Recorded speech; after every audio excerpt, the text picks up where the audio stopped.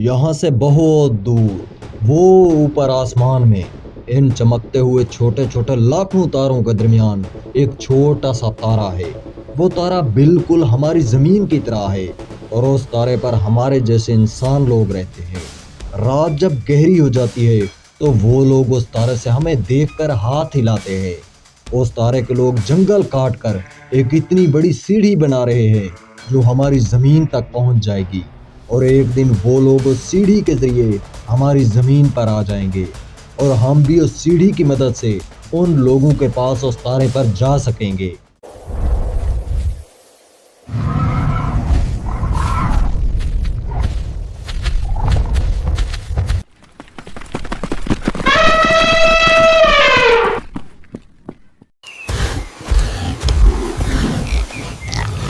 ये कहानी आज की नहीं गाइस, ये कहानी आज से हजारों लाखों साल पुरानी है। भले ही इस कहानी को बयान करने के लिए आज जबान हमारी इस्तेमाल हुई, लेकिन ये अल्फाज आज से हजारों लाखों साल पहले के इंसानों के हैं। ये उस दौर के इंसान की कहानी है जब इंसान गारों और जंगलों में रहता, अपने जिस्म को छुपाने के लिए दरख्तों के पत्तों का इस्तेमाल करता और अपने पेट की आग बुझाने के लिए जंगली जानवरों का शिकार करता। लेकिन इस कहानी से ये बात वाज़ेह है कि उस दौर का इंसान भी खला में गैर मामूली दिलचस्पी रखता। और ये तो सिर्फ एक कहानी है, इसी तरह की अनगिनत कहानियाँ पूरी दुनिया में मशहूर थीं। रूस के बर्फीले पहाड़ों से लेकर अफ्रीका के जंगलों और सहराओं तक, चीन की मसरूफ़ शाहराहों से लेकर अमेरिका के क्लब तक आपको ऐसी अनगिनत मैथोलॉजिकल कहानियाँ मिलेंगी। लेकिन आज साइंस बहुत एडवांस हो चुकी है। आज हम साइंस और टेक्नोलॉजी की मदद से वो सब कुछ जानते हैं जो आज से हज़ारों लाखों बरस पहले का इंसान सोच भी नहीं सकता था। वो दूसरे तारे के लोग तो सीढ़ी बनाकर ज़मीन पर ना पहुंच सके, लेकिन हाँ, ज़मीन के बासी सीढ़ी बनाकर दूसरे सैयारों पर ज़रूर पहुंच गए। आज हम साइंस और टेक्नोलॉजी की मदद से इस अनलिमिटेड खला की वुस्सतों के सफ़र पर जा रहे हैं। हम यकीन के साथ कहते हैं कि इस सफ़र में हम जितना आगे बढ़ेंगे, हमारा तजस्सुस भी उतना ही बढ़ता चला जाएगा। अगर आप भी इस पुरतजस्सुस सफ़र पर हमारे काफ़िले का हिस्सा बनना चाहते हैं तो चैनल को सब्सक्राइब करके इसकी शुरुआत कर सकते हैं। लेकिन इस सफ़र का आगाज़ करने से पहले खला निविर्दुमला सूट ज़रूर पहन लें, क्योंकि हम इस सफ़र में ज़मीन से हज़ारों नहीं बल्कि लाखों करोड़ों किलोमीटर दूर जाने वाले हैं। तो चलिए अपने सफ़र का आगाज़ करते हैं, लेकिन पहले टाइम मशीन की मदद से थोड़ा माजी में चलते हैं।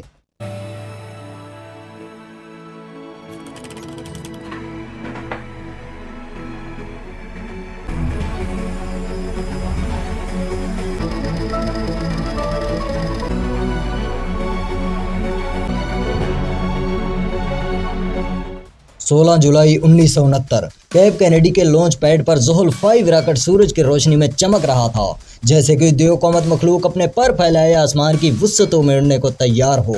नीचे हजारों लोग सांसें रोके खड़े थे, आंखें उस लम्हे पर जमी थीं जो तारीख का रुख बदलने वाला था, क्योंकि इस मिशन के जरिए इंसान पहली बार चांद पर उतरने के लिए जा रहे थे।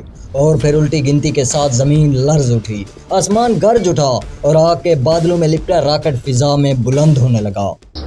6, 5, 3, 2, 1, 0. All engine running.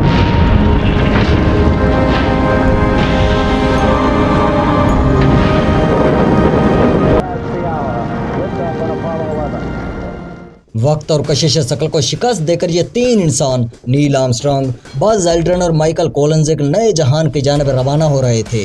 ज़मीन का नीला दायरा पीछे छूट गया, वक्त की सुइयां 3 दिन आगे बढ़ीं और 19 जुलाई को अपोलो 11 चांद के मदार में दाखिल हो चुका था। कोलंबिया वहीं रुक गया और ईगल चांद की सतह पर उतरने के लिए अलग हो गया। 20 जुलाई को नील आर्मस्ट्रांग ने निहायत महारत से ईगल को चांद पर उतारा। रेडियो पर सिर्फ यही आवाज़ गूंजी, Eagle landed. Tranquility Base here. The Eagle has landed. चंद घंटों बाद वो लम्हा आया जिसका इंसान सदियों से ख्वाब देख रहा था। नील आर्मस्ट्रांग ने चांद की सतह पर पहला कदम रखा और लाइव टेलीकास्ट के जरिए नील आर्मस्ट्रांग के ये अल्फाज पूरी दुनिया में करोड़ों लोगों ने सुने, ये एक इंसान का छोटा सा कदम इंसानियत की अजीम कामयाबी है। It's one small step for man, one giant leap for mankind. चांद वही चांद जिसे कभी इंसान ने हैरत भरी नजरों से देखा, कभी उसे देवता मानकर पूजा, कभी उसकी रोशनी में दुआएं मांगी, कभी उसे 10 शनासों ने मुकद्दर की चाबी समझा, कभी शायरों ने उसे महबूब के चेहरे से तशबीह दी, कभी बादशाहों ने अपनी सल्तनतों के निशान में सजाया।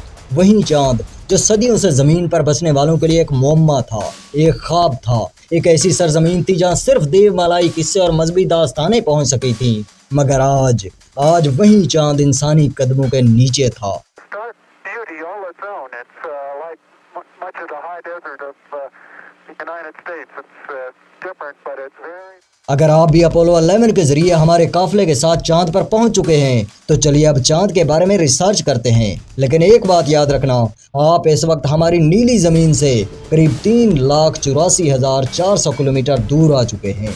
इतना करीब कि आप किसी एयरलाइन के जहाज के जरिए 18 से 20 दिन में इतना फासला तय कर सकते हैं, या स्पेस क्राफ्ट के जरिए यहाँ 3 से 4 दिन में पहुंच सकते हैं। लेकिन इतना दूर कि अगर आप चांद और जमीन के दरमियानी फासले में 30 जमीनें रखना चाहें तो आप रख सकते हैं। अपोलो 11 के जरिए जब नील आर्मस्ट्रांग और बज़ एल्ड्रिन चांद की सतह पर उतरे तो उन्हें चांद की सतह पर चरखा काटने वाली वो बुढ़िया नहीं मिली जो न जाने कितनी नस्लों से पाकिस्तानियों में सीना बसीना चलकर पूरे पाकिस्तान में फैल चुकी थी। साइंस ने एक यादगार कहानी पाकिस्तानियों से हमेशा के लिए छीन ली थी, बल्कि उन्हें वो चीनी देवी भी नहीं मिली जो चीनी रिवायत के मुताबिक लाखों साल पहले जमीन से देवी बनकर चांद के महल में जा बसी थी, बल्कि उन्हें वो खरगोश भी नहीं मिला जो जन्नत के देवताओं ने चांदी की मदद के लिए चांद पर भेजा था, बल्कि चांद पर तो सहरा थे, जमे हुए ठंडे लावे के समंदर थे और रेत के बड़े बड़े पहाड़ थे। लेकिन सवाल ये है कि अगर चांद की सतह पर किसी खरगोश या किसी जानदार की कोई तस्वीर नहीं तो जब हम जमीन से चांद को देखते हैं तो हमें चांद की सतह पर एक बड़ा सा खरगोशनुमा धब्बा क्यों नजर आता है? चांद की सतह पर ये अनगिनत धब्बे क्या हैं और क्यों हैं? इसका जवाब ये है कि आज से करीब 4 अरब साल पहले चांद की सतह पर अनगिनत आतिशफिशां फटे थे। इन आतिशफिशां का लावा और राख चांद के बहुत बड़े हिस्से पर फैल गया था। यहीं जमा हुआ ठंडा लावा और राख ही हमें जमीन से देखने पर चांद की सतह पर धब्बों की तरह नजर आते हैं, और चांद की सतह पर इन धब्बों को मारिया चांद के समंदर कहते हैं। शायद आपने कभी गौर किया हो कि हमने जब से होश संभाला चांद की सिर्फ एक ही सिमत देखते आ रहे हैं। आखिर ऐसा क्यों? हम चांद की दूसरी सिमत को क्यों नहीं देख पाते? इसकी वजह यह है कि चांद जमीन के गिर्द गर्दिश करने के साथ साथ अपने गिर्द भी घूमता है। इसे जमीन के गिर्द एक चक्कर मुकम्मल करने और अपने महवर के गिर्द एक चक्कर मुकम्मल करने में एक सा वक्त लगता है। यही वजह है कि इंसान जमीन पर रहकर चांद की दूसरी सिमत को नहीं देख पाता। लेकिन मायूस होने की जरूरत नहीं, इंसान कई दहाइयां पहले चांद की इस दूसरी सिमत को कैमरे की आंख में कैप्चर कर चुका है, और हम और आप चांद की इस दूसरी सिमत की तस्वीर को कई बार देख चुके हैं। लेकिन अगर आपने ये तस्वीर नहीं देखी तो ये देखिए, बगैर धब्बों वाली रोशन सी ये चांद की दूसरी सिमत है जिसे the four side of moon कहते हैं। अगर उर्दू शायर चांद की दूसरी सिमत को देख लेते तो वो हमेशा अपने महबूब को चांद से तशबीह देने के बजाय चांद की दूसरी सिमत से तशबीह देते। चांद की इस दूसरी सिमत की तस्वीर सबसे पहले 7 अक्टूबर 1959 को सोवियत यूनियन के लियोना 3 ने उतारी थी। भले ही इंसान चांद की दूसरी सिमत की तस्वीर को 1959 में देख चुका था, लेकिन इंसान का कोई भी रोबोटिक मिशन चांद की दूसरी सिमत पर नहीं उतरा था। पहली बार 2019 में चीन का रोबोटिक मिशन चांगी 4 चांद की इस दूसरी सिमत पर उतरा। अब चांद की धरती पर इस कदम के निशान को देखिए, ऐसा लगता है जैसे किसी ने 5 से 10 मिनट पहले ही यहाँ कदम रखा होगा। लेकिन ये कदम चांद पर उतरने वाले पहले इंसान नील आर्मस्ट्रांग का है, और कदम के इस निशान को आज 56 साल से ज्यादा का अरसा गुजर चुका है, लेकिन ये आज भी चांद की धरती पर जूं का तूं मौजूद है जैसे ये अभी की बात हो। सिर्फ ये कदम ही नहीं बल्कि इसके बाद भी चांद पर उतरने वाले 11 खलाबाजों के कदमों के निशान मौजूद हैं। इसके अलावा चांद की नर्म मुलायम धरती पर नक्शो निगार करती कई गाड़ियों के निशानात भी मौजूद हैं। अगर किसी बड़े हादसे या कुदरती तब्दीली ने मुदाखलत ना की तो ये निशान लाखों या करोड़ों साल तक इसी तरह बाकी रहेंगे, जैसे चांद की तारीख में हमेशा के लिए नक्श हो गए हों। इसकी वजह यह है कि चांद पर जमीन की तरह हवा, बारिश, बादल या फिर कोई जानदार नहीं रहता, इसलिए चांद की सतह पर पड़ने वाले ये निशान लाखों करोड़ों बरस तक कायम रहने की सलाहियत रखते हैं। आपने नोट किया होगा हर दौर का इंसान चांद को पसंद करता आया है। इस मोहब्बत की कई वजूहात हो सकती हैं, लेकिन शायद एक मेन वजह ये हो कि इंसान का चांद से पुराना रिश्ता है, क्योंकि ये चांद कभी हमारी जमीन ही का हिस्सा हुआ करता था। आज से करीब 4.5 अरब साल पहले एक बहुत बड़ा सैयारा हमारी नई नवेली जमीन से टकरा गया। जिससे जमीन का एक बहुत बड़ा हिस्सा टूटकर इससे अलग हो गया और लॉ ऑफ ग्रेविटेशन के तहत अपने से बड़े जिस्म यानी जमीन के गिर्द गर्दिश करने लगा और वक्त के साथ साथ दूर होता चला गया और जमीन के इस टूटे हुए हिस्से को आज हम चांद कहते हैं। और ये चांद आज भी हमसे हर साल 4 सेंटीमीटर दूर हो जाता है। अगरचे ये फासला बहुत कम है, लेकिन अगर दुनिया बाकी रही तो कुछ अरब साल बाद जमीन से देखने पर चांद नजर ही नहीं आएगा। लेकिन फिक्र करने की जरूरत नहीं, ये दिन आने से पहले ही हमारा सूरज अपनी उम्र पूरी करके सर्द पड़ चुका होगा और दुनिया का खात्मा हो चुका होगा और जमीन से ये चांद देखने के लिए कोई इंसान जिंदा नहीं होगा। आपको याद होगा इस सफर में हमारा मेन मकसद खला में जिंदगी तलाश करना था और जिंदगी की तलाश सबसे पहले हम अपने इस खूबसूरत से चांद पर करते हैं। जिंदगी के लिए 2 अहम चीजें ऑक्सीजन और पानी हैं। चांद की सतह पर ऑक्सीजन तो ना होने के बराबर है, जबकि चांद की सतह पर पानी मौजूद है। 2009 में जब इंडिया का चंद्रयान 1 चांद के मदार में से गुजरा तो उसने कुछ ऐसी तस्वीरें जमीन पर भेजी जिनमें चांद की सतह पर कुछ गड्ढे नजर आ रहे थे। इन गड्ढों में घुप अंधेरा था और ये वाज़ेह हो रहा था कि इन गड्ढों में सूरज की रोशनी नहीं पहुंच पा रही। और इस मिशन के जरिए साइंसदानों को पहली बार कुछ क्लू मिले कि इन गड्ढों में पानी या फिर पानी की बर्फ मौजूद हो सकती है और इसकी तस्दीक के लिए कई मिशन रवाना किए गए और ये बात वाज़ेह हो गई कि इन गड्ढों में बड़ी तादाद में पानी की बर्फ मौजूद है। चांद पर बर्फ तो मिल गई लेकिन जिंदगी का कोई निशान नहीं मिला। अब अमेरिका और चाइना समेत बड़ी बड़ी ताकतें चांद पर एक मुस्तकिल खलाई स्टेशन बनाने की कोशिश कर रही हैं और हो सकता है अगले कुछ सालों में आप और हम ये देख भी लें। अब इसके बाद हमारी अगली मंजिल एक ऐसी सरजमीन है जिस पर रिसर्च करते हुए हमारा दिमाग चकराने लगा। अरे मुझे चक्कर आने लग गया अब। और यकीन कीजिए इस सरजमीन की हकीकत जानकर आपका हाल भी यही होगा। ये सब आपको दिखाएंगे द ग्रेट यूनिवर्स सीरीज की दूसरी किस्त में। घड़ी की इजाद से पहले जब गम का मारा इंसान रात को नहीं सो पाता तो मॉर्निंग स्टार उसके लिए उम्मीद की पहली किरण होता। सुबह होने से जरा पहले और शाम होने के थोड़ा बाद एक तारा आसमान पर सबसे ज्यादा रोशन नजर आता है। इस तारे को आज हम मॉर्निंग और इवनिंग स्टार कहते हैं। इंसान हजारों सालों से इसे सिर्फ एक तारा समझता रहा है, लेकिन असल में ये कोई तारा है ही नहीं बल्कि ये एक सैयारा है। इसे जमीन की जुड़वा बहन कहते हैं। ये वीनस है, सैयारा ज़ोहरा। हम अपनी नीली जमीन और चांद को पीछे छोड़ते हुए 4 करोड़ किलोमीटर आगे आ चुके हैं। वो देखिए हमारे सामने गहरे बादलों में छुपा आसमानी पत्थर मौजूद है। जैसे ही इन बादलों को चीरते हुए हम इसकी सतह की तरफ बढ़ते हैं तो यकीन कीजिए पीछे पलटकर भागने को जी करता है। जिस तरह हमारी जमीन पर पानी के समंदर हैं, इसी तरह वीनस की सतह पर आग के समंदर हैं। सोना उगलती हमारी ये नीली जमीन हरियाली उगाती है और इससे पानी के चश्मे फूटते हैं, लेकिन वीनस की धरती हर मिनट और हर सेकंड आग उगलती है। वीनस की धरती पर अनगिनत एक्टिव आतिशफिशा मौजूद हैं। हमारी ज़मीन का ज़्यादा से ज़्यादा टेम्परेचर कोई 45 से 50 डिग्री सेल्सियस तक पहुंचता होगा, लेकिन वीनस का टेम्परेचर 465 डिग्री सेल्सियस है। यानी वीनस पर गर्मी इतना ज़्यादा है कि अगर आप शीशे की बनी किसी चीज़ को वीनस पर रख दें तो वो भी वीनस की गर्मी में पिघल जाएगी। वीनस का सिर्फ टेम्परेचर ही इतना ज़्यादा नहीं बल्कि वीनस का एटमॉस्फेरिक प्रेशर भी ज़मीन से बहुत ज़्यादा है, कमोबेश 92 गुना ज़्यादा। ये प्रेशर कितना ज़्यादा है इसका अंदाज़ा आप इस तरह लगाएं कि अगर आप वीनस पर चले जाएं तो आप पर चारों तरफ से और ऊपर से भी 17 लाख किलोग्राम फोर्स का प्रेशर पड़ेगा।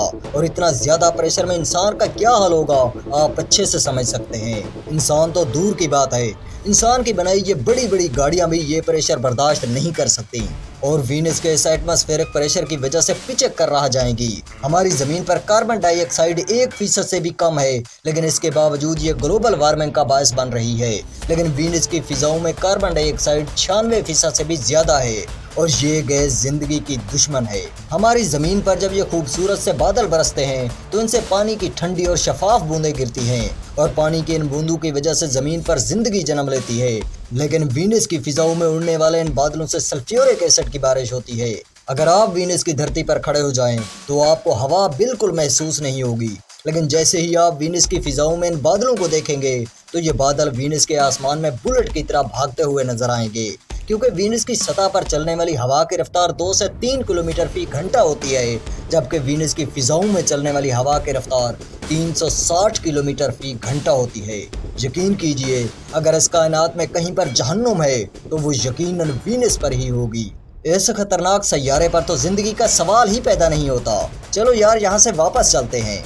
यही सोच रहे हैं ना आप, लेकिन ज़रा ठहर जाइए बॉस। वो देखिए, वीनस की सतह पर इंसान तो नहीं पहुंच सका, लेकिन इंसान की बनाई मशीनें वीनस पर ज़रूर पहुंच गईं। जिस तरह इंसान वीनस पर जिंदा नहीं रह सकता, ठीक उसी तरह इंसान की बनाई ये मशीनें भी ज़्यादा देर तक वीनस के ख़तरनाक माहौल में सरवाइव नहीं कर सकती।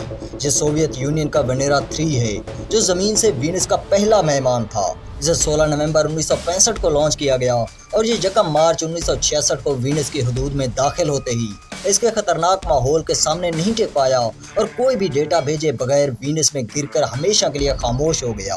अगरचे ये एक नाकाम मिशन था, लेकिन इस नाकामी से इंसान ने बहुत कुछ सीखा। इस नाकामी के बावजूद भी सोवियत यूनियन ने हार नहीं मानी और चौथा, पांचवा और छठा मिशन वीनस पर भेजे, लेकिन एक एक करके ये सारे मिशन नाकाम रहे। 17 अगस्त 1970 को सोवियत यूनियन ने वेनेरा 7 को वीनस की तरफ रवाना किया। 4 महीने बाद 15 दिसंबर 1970 को वेनेरा 7 वीनस की फिजाओं में दाखिल हो चुका था। वेनेरा 7 ने जैसे ही लैंडिंग की कोशिश की तो शदीद गर्मी और एटमॉस्फेरिक प्रेशर की वजह से इसका पैराशूट टूट गया और ये इंतहाई तेज रफ्तारी के साथ वीनस की सतह पर गिर गया। कुछ देर के लिए साइंसदानों को लगा कि ये मिशन भी नाकाम हो चुका है, लेकिन फिर अचानक इसके सिग्नल्स मिलने लगे। इस वेनेरा 7 की वजह से इंसान को पहली बार मालूम हुआ कि वीनस का दर्जा हरारत 465 डिग्री सेल्सियस से भी ज़्यादा है।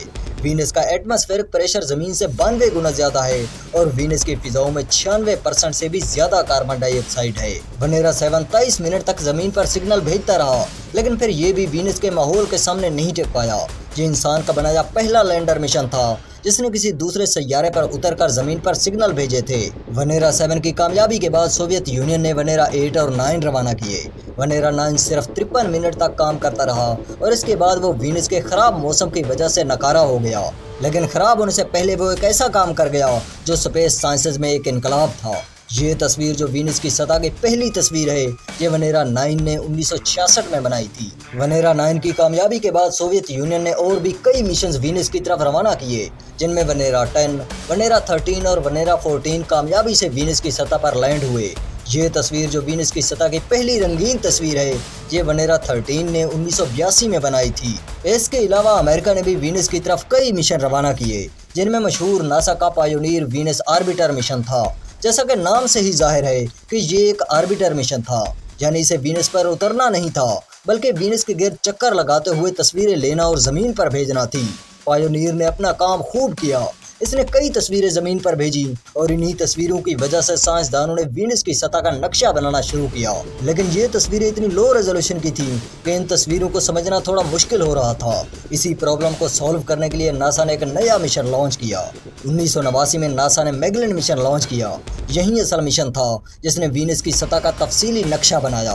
वीनस की 98% सतह का हाई रेजोल्यूशन रेडार इमेजिंग के जरिए नक्शा बनाया गया और आज भी हमारे पास जो वीनस की सतह का लेटेस्ट मैप मौजूद है, वो इसी मिशन के जरिए बनाया गया। लेकिन अभी तक अमेरिका का कोई भी मिशन वीनस पर नहीं उतरा और अमेरिका के सारे मिशन या तो फ्लाई बाई थे या आर्बिटर मिशन थे। लेकिन हैरत की बात यह है कि वीनस कभी हमारी ज़मीन ही की तरह हुआ करता था। इस पर हमारी ज़मीन की तरह पानी के समंदर थे, बड़े बड़े पहाड़ थे और वो सब कुछ था जो ज़िंदगी को जन्म दे सकता है। लेकिन फिर वीनस आहिस्ता आहिस्ता सूरज के करीब होता चला गया और आज वीनस जहन्नुम की मिसाल बन चुका है। आपने ज़रूर सुना होगा कि क़यामत के दिन सूरज मगरब से तलू होगा और मशरिक़ में गरूब होगा। इंटरेस्टिंग फैक्ट ये भी है कि वीनस पर यह बात भी पूरी उतरती है। वीनस पर सूरज मशरिक़ से नहीं बल्कि मगरब से तलू होता है और मशरिक़ में गरूब होता है। इसकी वजह यह है कि वीनस की अपने महवर के गिर्द गर्दिश क्लॉकवाइज है। यही वजह है कि वीनस पर सूरज मशरिक़ की बजाय मगरब से तलू होता है।